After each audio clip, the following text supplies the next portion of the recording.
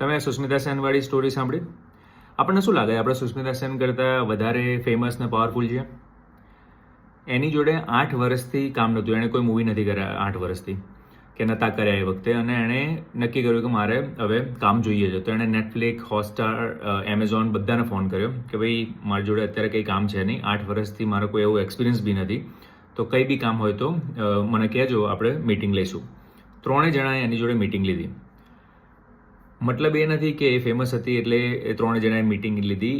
મતલબ આ સ્ટોરી કહેવાનું એ છે કે તમે ગમે તેટલા મોટા માણસ ના હોય, તમારે જો કંઈક જોઈતું હોય ને તો તમારે જાતે જ પૂછવું પડે. એ વિડીયોમાં એ છેલ્લે એન્ડમાં એવું કહે છે કે you get what you have courage to ask for. અને એનો ઘણીવાર એવું થાય કે ભાઈ આપણે પૂછીએ ને કદાચ ના મળે તો એણે બી 3 જગ્યાએ કોન્ટેક્ટ કર્યો, કદાચ આમ શ્યોર એણે વધારે જગ્યાએ કોન્ટેક્ટ કર્યો છે અને અડધા લોકો જ એની જોડે પાછા આવ્યા છે. વેલ, એણે આટલું બધું કામ કર્યું એટલે અડધા પાછા આવ્યા. તમારા મારા જેવા હોય અને 100 જણાને કોલ કરો તો મે બી 2 જણા પાછા આવે. પણ એ પૂછવાની હિંમત તો આપણે જ કરવી પડે. જ્યાં સુધી કોઈ વસ્તુ તમારે ધારો કે સેલ કરવી હોય તો 99% ભલે 99 લોકો ના પાડતા હોય પણ એક જણાએ હા પાડી, એના માટે તમારે પૂછવું જોઈએ.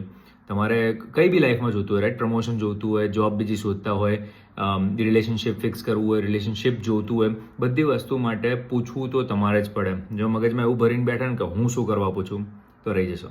શેર કરજો જે માણસ ઈગોમાં રહી રહ્યો છે પણ એની જોડે ટેલેન્ટ છે અને ઈગોના કારણે એ ટેલેન્ટના નો કોઈ ફાયદો નથી થઈ રહ્યો, એને કોઈ પ્રગતિ નથી થઈ રહી, કારણ કે એને એ ઈગો છે કે ભાઈ હું શું કરવા પૂછું.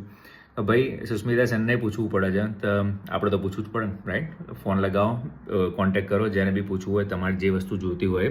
ભલે 99 જણા ના પાડશે પણ આપણે એક જ હાની જરૂર છે, રાઈટ?